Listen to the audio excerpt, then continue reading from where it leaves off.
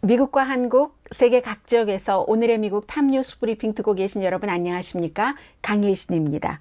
네, 오늘 미국은 일요일이지만 역시 현지 시간으로 금요일 밤에 발생했던 모로코 지진에 관한 뉴스가 무척 많습니다. 지금 미국의 대통령과 부통령이 각각 다른 나라 아시아에서 여러 그 회담을 마치고 아직은 워싱턴, 미국으로 도착하지 않았는데 역시 그 바이든 대통령은 인도에서도 베트남의 하노이에서도 미국이 모로코를 전폭적으로 지원할 수 있는 모든 것을 이제 동원을 해서 돕겠다고 얘기를 했습니다. 현재 어제 제가 여러분들께 말씀드릴 때까지만 하더라도 1000명 이상의 사망자가 있었다고 했는데 지금은 이제 2000명 이상이고 아직 구조의 손길이 닿지 않았기 때문에 얼마나 더 많은 사망자와 사상자가 나올지 알 수 없습니다. 부상자도 2000명 이상이고 그 가운데서 1400명은 중상입니다.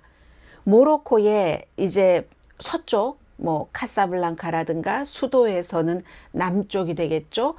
남서쪽에 떨어진 고대 관광도시, 한국 분들도 가신 분들 많이 계실 겁니다. 마라케시 남쪽에서 규모 6.8의 지진이 일어나서 그 뒤에 바로 한 19분 있다 4.9의 지진이 일어났고 사람들은 무서워서 집에 들어가 잠을 자지 못했습니다. 이틀 밤을 거리에서 담요를 깔고 잤는데 그 뒤에도 이제 현지 시간으로 일요일에도 또다시 3.9의 여진이 일어났습니다. 원래 이렇게 강진이 일어나는 곳이 아니고 1960 몇 년도였나요? 3년도에도 5.8의 지진으로 12,000명이 사망하긴 했지만 진도가 6.8 이 정도 된 것은 100년 넘어 만에 처음이랍니다. 많은 분들이 아니 63년이라는데 왜 100년이라고 얘기를 하시는데 63년도의 지진은 사망자는 무척 많았지만 진도는 5.8이었습니다. 그래도 이제 관광객들이 많이 묵고 있는 마라케시 호텔에는 사망자가 그 호텔에서는 없었다고 얘기를 하고 있고 공항도 피해는 없다고 말합니다. 그런데 이제 그쪽 지역이 애틀라스 그 산맥 고지대고 어떤 지역은 이제 리모트 지역이기 때문에 사람들이 잘 가지 않는 산중턱의 산골이죠. 말하자면 완전히 그 고립된 지역도 있고 또 지역의 특성상 말하자면 그 빨간색 흙으로 진흙으로 지은 집이 많기 때문에 이런 게 이제 지진이라든가 폭우가 오면은 피해가 심하죠. 그리고 도미노로 쫙쫙쫙쫙 무너지는 지금 모로코가 그 상태고요. 전기 나가고 휴대폰 나가는 것은 이런 일이 있으면 언제나 같이 오는 것이고 세계 각 지역에서 도움을 줄 수 있는 구조대가 도착을 하고 있는데 2월 달에 강진을 겪었던 터키 지형상으로도 가깝고 하니까 터키에서 제일 먼저 도착을 했고 스페인에서도 보내려고 하고 그리고 이제 이런 일이 있으면 국가가 정치적인 목적으로라든지 아니면 여러 가지 그 우리나라의 좀 허술한 것을 보이고 싶지 않다 해서 구조대가 가겠다고 줄을 서는데도 허락을 하지 않는 경우가 많죠. 터키도 그랬었습니다. 그런데 이번에도 모로코도 마찬가지라고 얘기를 하거든요. 지금 허가를 받기 위해서 기다리고 있는 국가가 굉장히 많고 사람들은 이미 길이 다 막혀버렸으니까 먹을 것도 없고 물도 없고 그리고 지하에는 살아있는 사람들이 갇혀있는 이럴 땐 어떻게 되겠습니까? 구조대의 손길이 닿지 않기 때문에 나의 가족을 손으로 흙더미를 돌더미를 파헤쳐서 구조해 내겠다는 이런 분들이 굉장히 많으시고요. 모하메드 6세 국왕 모로코가 이제 그런 제도니까요. 사흘 동안 애도의 기간을 선포를 했고 미국이나 영국 매체와 인터뷰하신 어떤 분, 특히 이제 가장 많이 알려진 분일 겁니다. 여자분이 남편과 내 자녀를 잃었습니다. 나는 나 혼자예요. 모두 다 잃었습니다. 이런 얘기들을 지금 많이 하고 있고요. 미국도 그렇고 적십자사를 중심으로 해서 100년 넘어 만에 굉장한 강진이 일어난 모로코를 지켜보면서 우선은 돌아가신 분들께 그 가족분들께 조의를 표하고 또 마음으로 도울 수 있는 분들은 다 돕는 것과 함께 야, 이건 지금 기후 변화로 인한 그 자연재해도 대단하구나 하는 것을 또 한 번 느끼는 그런 그 모로코의 강진입니다. 미국에서 오늘 일요일인데도 탑뉴스로 속보 전하고 있습니다. 이 월요일인 내일도 마찬가지일 겁니다. 그리고 오늘의 미국 지금 탑뉴스 브리핑 시간이죠. 일요일이지만 미국 내의 정치 뉴스보다는 지금 굵직한 국제적인 뉴스를 전해드리겠습니다. 우선 베트남 완전히 이제 모든 것이 마무리된 뉴스가 나오진 않고 있습니다. 바이든 대통령이 그 아센 회의를 스킵하고 거기를 이제 카말라 해리스 부통령을 보내고 본인은 인도에서 G20 정상회담이 끝난 뒤에 하노이로 갔습니다. 이건 중국 봐라 하는 중국에 대한 신호입니다. 베트남과 중국이 베트남도 인구가 많잖아요. 거의 한 1억 명 정도 되죠. 베트남 인구 한번 찾아볼까요? 저는 1억 명 정도 되는 것으로 알고 있는데요. 베트남 population 맞네요. 9,750만 명 정도가 되거든요. 그러면 공산주의 국가 가운데서 인구 두 번째입니다. 중국, 베트남. 자연스럽게 피할 수 없는 지정학적인 위치도 있고 해서 베트남은 중국과 가까울 수밖에 없는데 그걸 이번에 어떤 그 포괄적인 파트너에서 전략적인 파트너로 포괄적인 파트너가 아니라 포괄적인 동반자에서 전략적인 파트너로 미국과 베트남의 관계를 격상시킨 겁니다.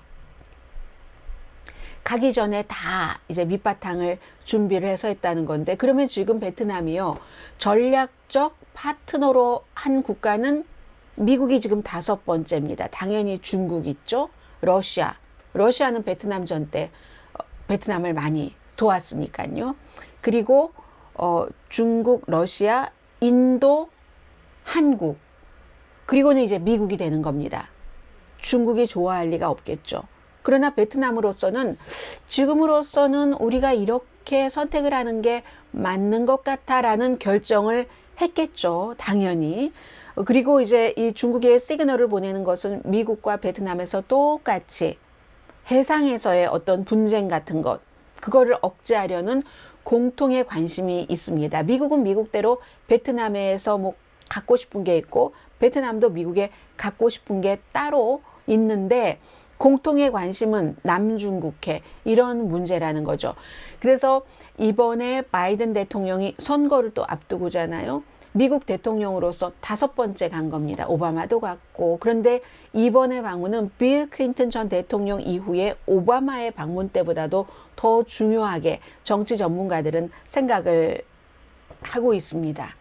재선을 앞둔 외교이기 때문에 자유세계 대 공산주의 이렇게 보면은 세계에서 두 번째로 큰 레닌 독재나 마찬가지인 국가이기 때문에 지난 10년 동안 미국과 베트남은 이제 포괄적인 동반적인 관계에서 지금 공산당 서기장이요.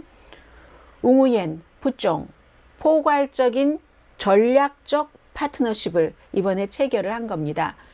물론 미국은 항상 인권이에요. 어디 가든지 인도에도 인권, 베트남에도 인권 하는데 이번에 베트남에서는 인권에 대해서도 바이든 대통령이 얘기를 한 것 같고 거기에 대해서 베트남은 이거 우리 국내 문제야.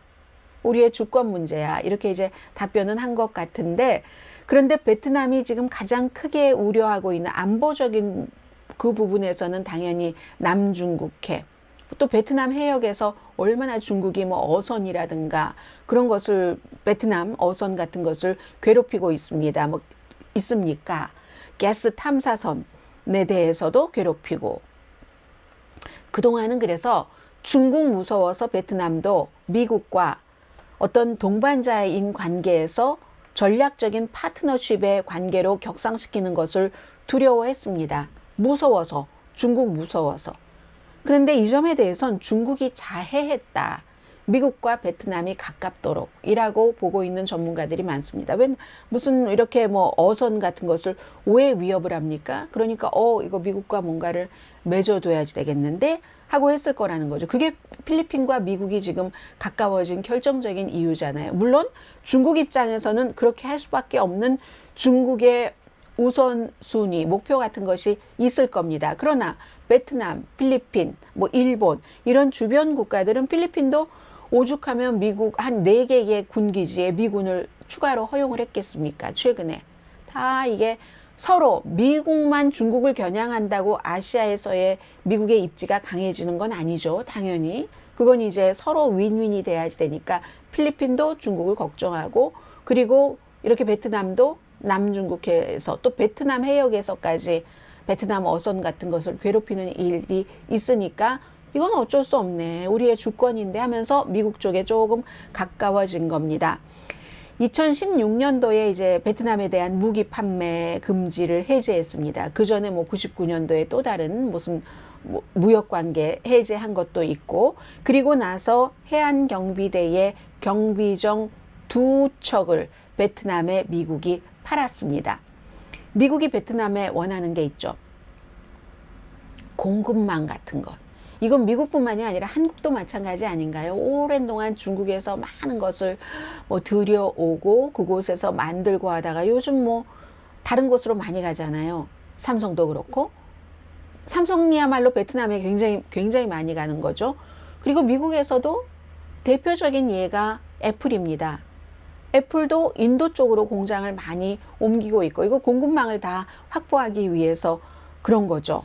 중국에 기반을 두고 생산해 오던 것을 이제 다른 곳으로 아니면 미국으로 가져온다던가 그리고 이제 그 밖에 무슨 인공지능, 양자 컴퓨팅 이런 모든 칩을 아주 여기 이제 고급 칩이 들어가잖아요. 그 같은 첨단 기술 분야 중국은 이제 차단을 시키는 거죠. 다른 나라들과 함으로 인해서 미국의 노하우 같은 거 그곳에서 뭐 만들면서 중국 사람들에게 전해주고 싶지 않은 겁니다. 미국으로서는. 그리고 삼성이 베트남에 엄청난 투자를 한 것처럼 중국이 이제 더는 안 되겠다 하고 뭐 노동력도 계속 올라가기도 하고 하니까 그리고 중국 공산당과 일을 한다는 것은 공산당 맘대로이기 때문에 너무 힘드니까 미국도 마찬가지입니다. 그런데 게다 대고 베트남이 다른 나라에 비해서 인구는 굉장히 많은데 그 많은 인구 가운데서 젊은 층 인구가 많잖아요. 그래서 베트남의 미래가 밝다는 거죠. 이런 여러 가지가 미국에는 베트남이 아주 매력적으로 보이는 거고요. 당연히 그 한가운데는 중국이 있습니다. 베트남으로서는 당연하죠. 막 노동 집약적인 막 이런 것만 하는 것보다는 첨단도 좀 들어오고 글로벌 공급망은 이미 된 것 같고 그런 것들이 베트남으로서는 조금 발달하는 단계잖아요. 칩 제조 회사들이 베트남에 뭐 15억, 인텔 같은 경우가 15억 달러 이상을 베트남에 투자했습니다.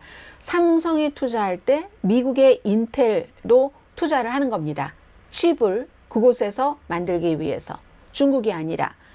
그리고 이제 뭐 베트남도 너무너무 중요하고 그리고 베트남도 사실은 이제는 더 이상은 그 공산 그런 것이 아니라 경제 시스템 자체가 조금 약간 자유롭게 1999년 이후에 왔었잖아요. 그런 모든 것들이 한꺼번에 뭐가 맞는 거죠.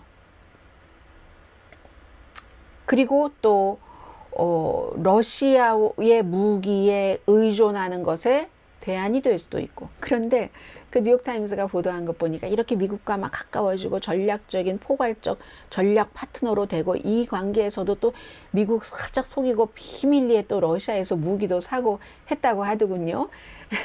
그런 일도 있다고 하는데 아무튼 그렇습니다. 그래서 이제 베트남으로서도 미국이 가장 큰 수출 시장이죠. 중국이 오랫동안 그랬던 것처럼. 그래서 이제 아무튼 꼭 1999년 이때는 완전히 활발했지만 90년대 초부터 베트남도 이제 자유경제 이런 그 자유경제라기보다 개방적인 모델이라고 할까요? 완전히 그 공산당이 통제하는 경제 모델에서 경제 통치에서 개방적인 모델로 전환하면서 이렇게 미국이 필요하고 미국은 앞서 말씀드린 이유 이렇게 될 때 중국이 좋을까요? 싫죠. 중국은 이제 당연히 언해피하죠. 언해피하면서 이럴 때 중국이 항상 하는 얘기는 미국이 신냉전을 만든다. 그 증거다 하고 비난을 하지만 베트남을 어떻게 못합니다. 베트남도 그 한국이랑 똑같아요. 중국만 베트남이 필요한 게 아닙니다. 아니, 베트남만 중국이 필요한 게 아니라 중국도 베트남이 필요합니다. 아시아에 중국도 수출을 많이 하는데 그런데 아셈도 마찬가지로 그 가운데서 아셈이 중국의 가장 큰 수출 시장인데 이쪽 북미 쪽 유럽 쪽 이러면 다 다르게 나오지만 그 가장 큰 수출 시장인데 그 가운데서도 베트남에 많이 수출하거든요. 중국이. 그런 점들이 있고 그리고 그동안에 이제 두 나라는 공산당끼리의 여러 가지이기 때문에 좀 좋았는데 북한은 그 베트남에 비하면 인구가 2,500만 명대 거의 1억 명입니다. 비교가 안 되잖아요. 그러니까 중국하고 베트남이 정말 그 공산당으로서 큰 그런 뭐라고 하나요? 그런 규모였는데 베트남의 시장이 훨씬 큰 겁니다. 그래서 이제 그 중국으로서는 베트남의 가장 그 아센에서 큰 그 수출 시장이기 때문에 이걸 어떻게 하지도 못하고 그렇습니다. 그러면 여기서 베트남이 지난 10년 동안 미국과 어떤 그 무슨 동반국의 입장에서 전략적 파트너로 이번에 격상시켰다고 해서 그래서 미국 편이냐? 그렇지는 않을 것으로 봅니다. 다만 지금까지는 중국과 가까워해서 중국과 서류상으로는 대등하다고 볼 수 있지만 중국, 러시아, 인도, 한국, 미국이 다 전략적 파트너니까요. 이제는 그렇다고 할 수 있지만 이 나라들과의 전략적 파트너 기간과 미국은 지금 들어간 거잖아요. 아직은 중국과 훨씬 얽혀 있는 일들이 많겠죠. 그런 것들도 있고 그리고 지금 베트남 정권의 계산이 미국 편에 서겠습니까? 아직은 꼭 중국을 버리고 미국을 선택한다 해야지만 되는 단계는 아닙니다. 지금까지는 조금 중립을 유지한다고 할까요? 아주 교묘하게 균형을 맞추는 그런 단계라고 볼 수 있고요. 두 나라가 더 위험한 관계로 중국과 미국이 가면은 베트남도 선택을 해야지 될지 모르겠습니다만은 베트남도 너무너무 오랜 동안 이렇게 아주 힘든 그 주변의 강대국의 여러 가지를 겪었었던 그런 그 나라잖아요. 그래서 노하우가 있죠. 이웃을 막 적대적인 이웃을 상대를 했어야지 되는 이게 수천 년이죠. 베트남도 수천 년 그 경험과 노하우가 있기 때문에 지금은 일단은 중국과도 잘 지내고 중국이 우리를 괴롭히는 게 있으니까 자해라고 표현한 그게 있으니까 미국과도 손을 잡고 일단은 조금 교묘하게 중도 정도요. 중도를 떠나는 것보다는 중도를 유지하는 것이 낫다고 베트남이 판단을 할 것이라는 얘기입니다. 여기서도 바이든 대통령은 계속 강조를 한 게 있습니다. 미국은 중국을 해치려고 시도하지 않는다. 단 중국이 국제사회의 질서를 지킨다면 우리 모두 중국 대 다른 모든 나라가 더 해피할 것이다. 그러니까 중국이 안 지킨다는 얘기고 중국이 국제 질서를 잘 지키는 미국만 못하다는 얘기고 그럼 이 점은 중국에서 볼 때는 아니 왜 니들이 국제 질서를 만들어? 앞으로 우리도 이만큼 됐으니까 우리 러시아 힘을 합해서 새로운 국제 질서를 만들어 보겠어. 이렇게 얘기를 하는데 그게 그다지 쉬워 보이지는 않거든요. 여러 가지 간간히 오늘의 미국 정규 방송 시간에 말씀을 드렸었던 중국의 약점, 중국의 모자람 때문에 물론 미국은 많은 장점이 있었는데 지금 미국도 그 장점들이 무너지는 정치적으로 연방 대법원의 깨끗함도 무너지는 그런 상황이긴 하지만 미국은 아직까지 완전히 무너진다는 아니에요. 이 무너질 수도 있다는 것을 걱정하고 수습하려고 노력하는 단계거든요. 자, 이게 이제 미국에서 오늘 일요일이기 때문에 일요일에는 또 이제 인도에서 열린 G20는 G20이잖아요. 미국 맘대로 다 할 수도 없는 거고.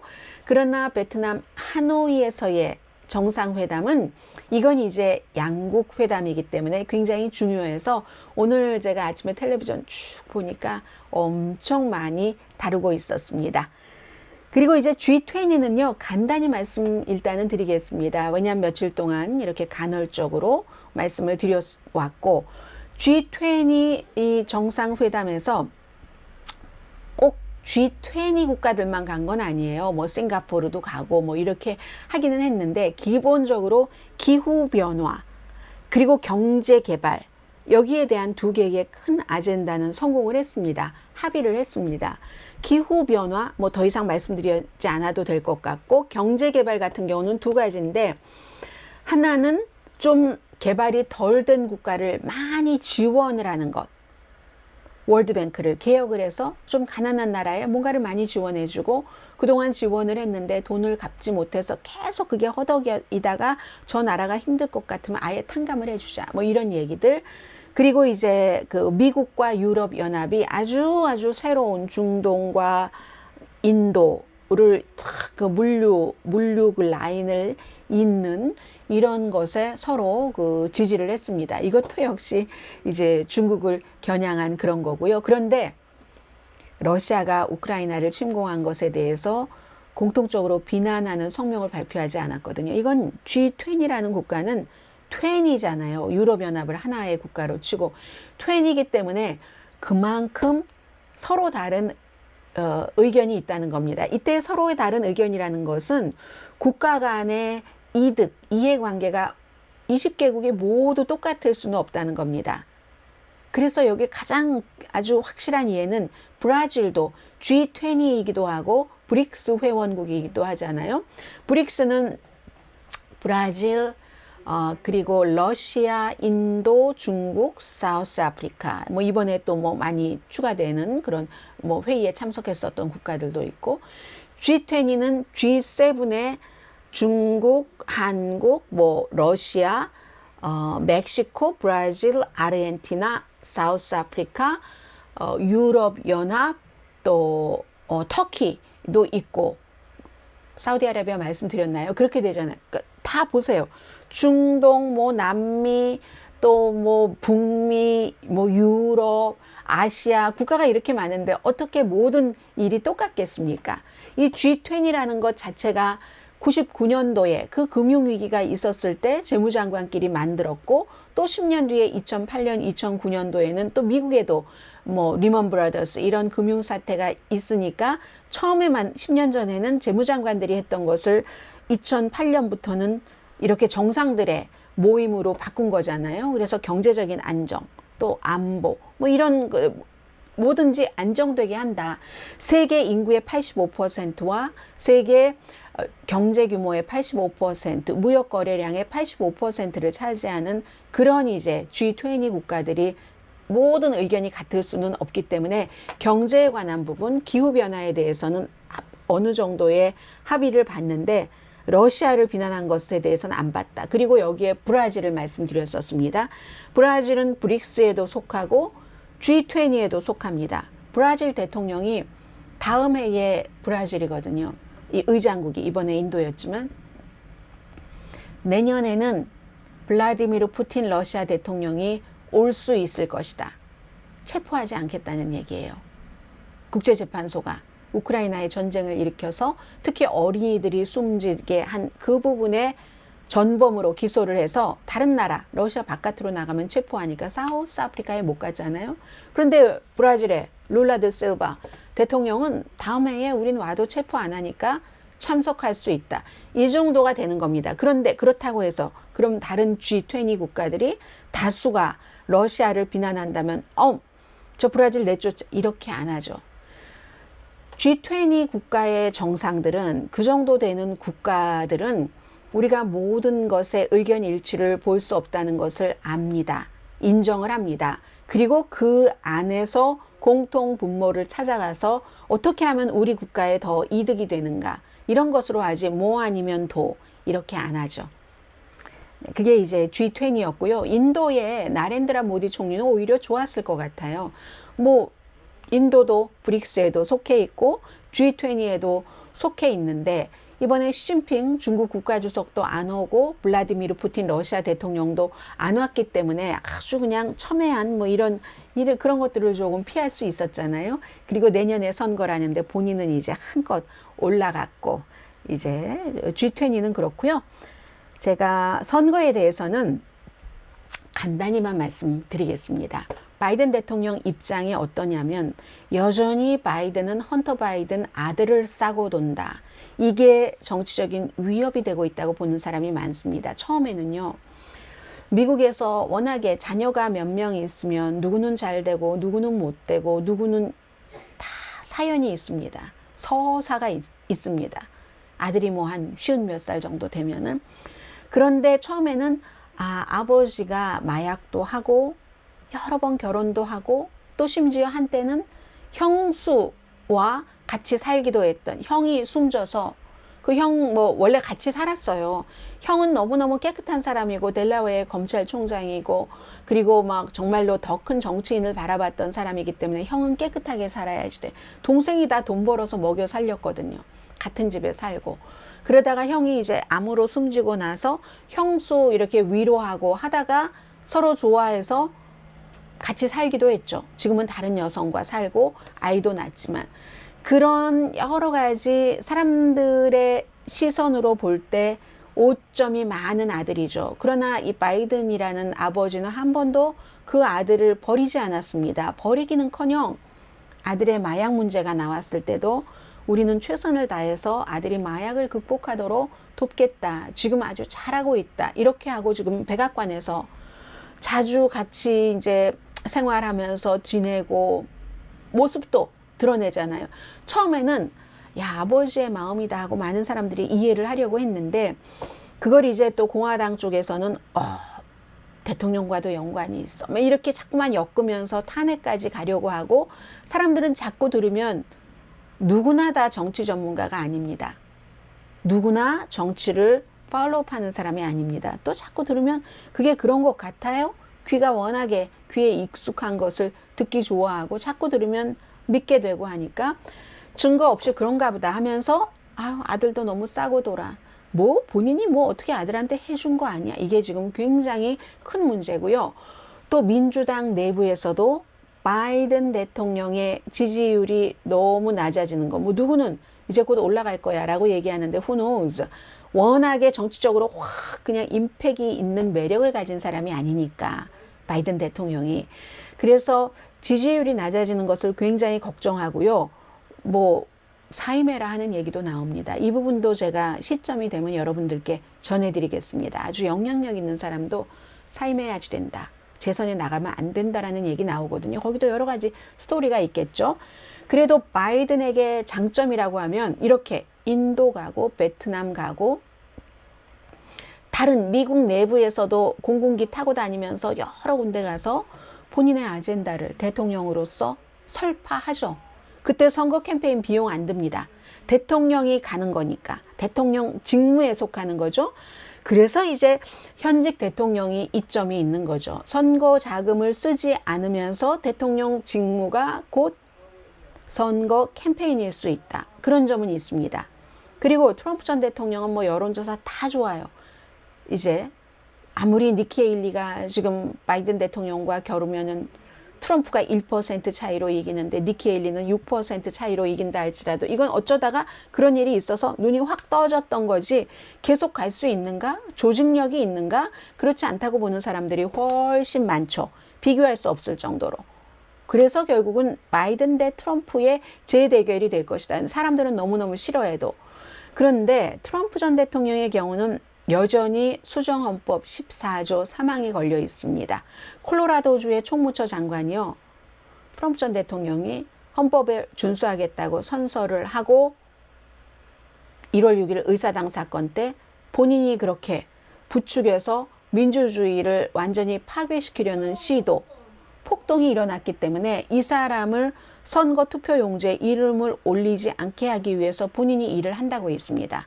콜로라도주에서. 이게 될 수 있을지 없을지 모르지만 처음에 며칠 전에 8월 26일인가에 잡지 애틀란틱에 2명의 보수적인 헌법 전문 학자가 수정헌법 14조 3조의 사망에 걸려 트럼프 전 대통령 그렇게 얘기하고 난 뒤에 점점 그게 강해지고 있거든요.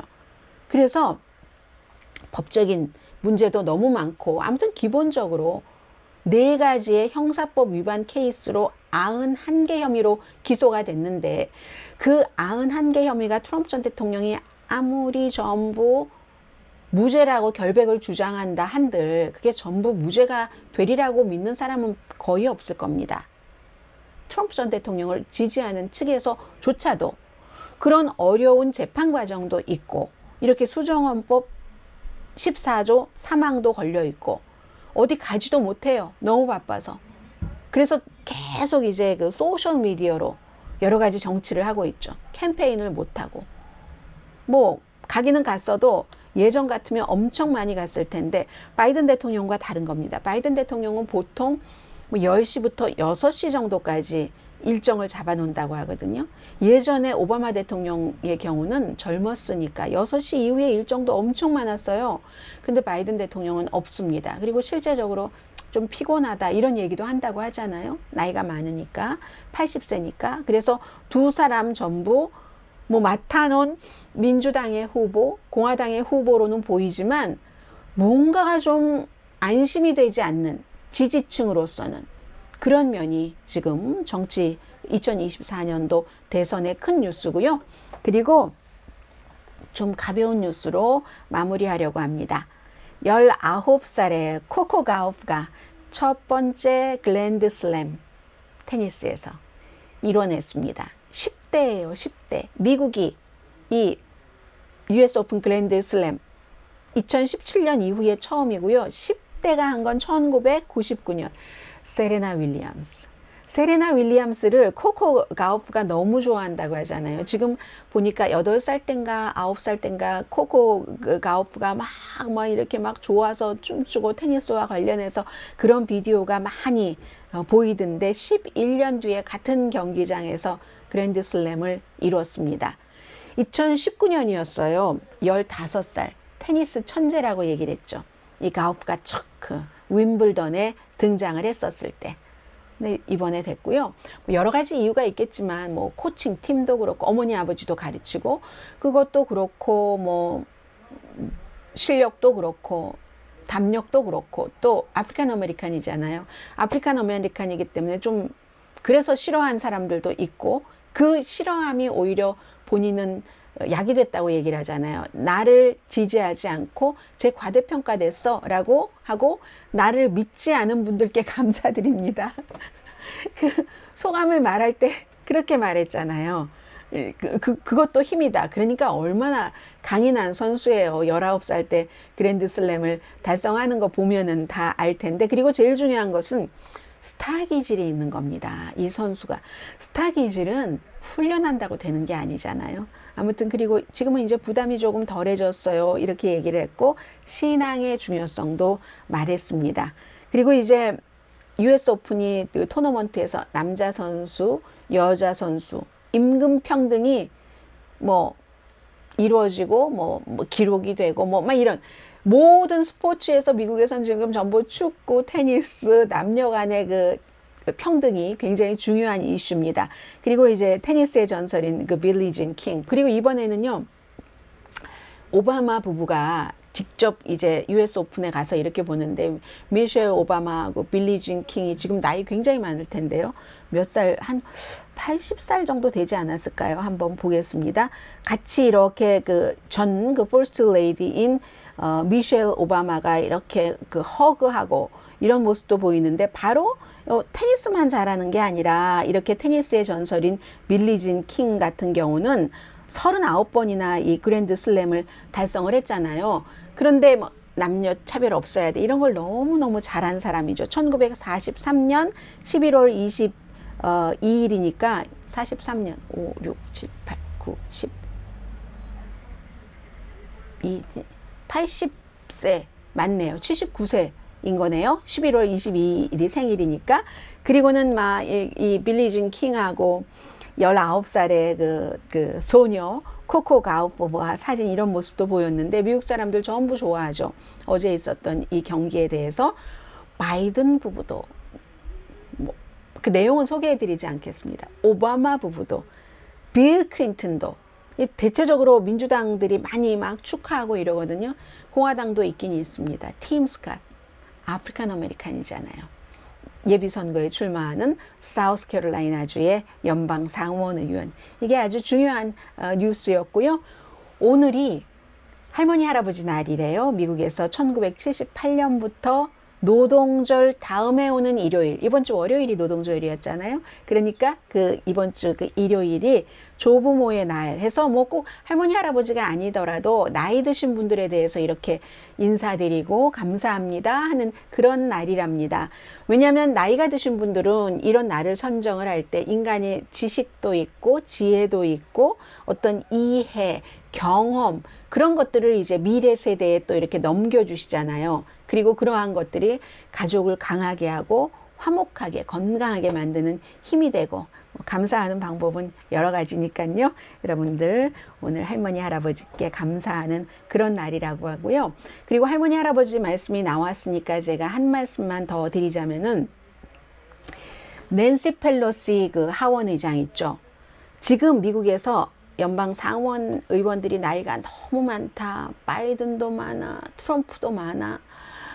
아니 미치 매코넬은 81살인데 지금 몇 번이나 말하다가 딱 말문이 막혀서 프리즈 되고, 그리고 뭐 다이언 파인스타인 민주당 연방 상원 의원은 뭐 몇 개월이나 의회에 못 나오고 이런저런 얘기가 있잖아요. 그런데 나이도 그 기본적으로 공통적으로 나이가 주는 노화가 있지만, 낸시 펠로시 하원 의장 83살이거든요. 다시 하원 지도부 선출에 나갈 것이다 라고 얘기를 했습니다. 이번에 한번 안 나갔잖아요. 그래서 이제 하킴 제프리스에게 미국 최초의 하원 아프리칸 아메리칸 그 대표에게 이제 자리를 넘겨줬는데, 지금 83세예요. 낸시 펠로시가. 그런데 낸시 펠로시 하원 의장에 대해서는 제일 이제 잘 드러나는 게 공화당이 낸시 펠로시를 엄청 욕한다는 거. 너무 노련해서 정치적으로 미치 매코넬이 상원에서 노련한 것이나 낸시 펠로시가 노련한 것이나 비슷한 겁니다. 너무 노련하니까 얄미운 거죠.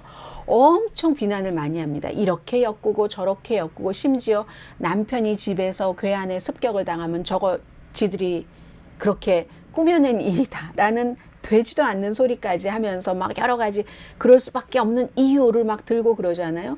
그 낸시 펠로시 하원 의장 같은 경우는 나이 때문에 물러나야지 돼 뭐 이렇게 하원 의원직 자체를 이렇게 얘기한 사람 별로 없는 것 같아요. 물론 그 지도부 자리 자체는 젊은 사람한테 좀 물려주면 어때 이런 얘기는 있지만, 굉장히 이 조부모의 날에 제가 건강 관리와 또 타고난 DNA에 따라서, 사람에 따라서 그 나이가 주는 그 신체나 정신적인 강약은 차이가 있다.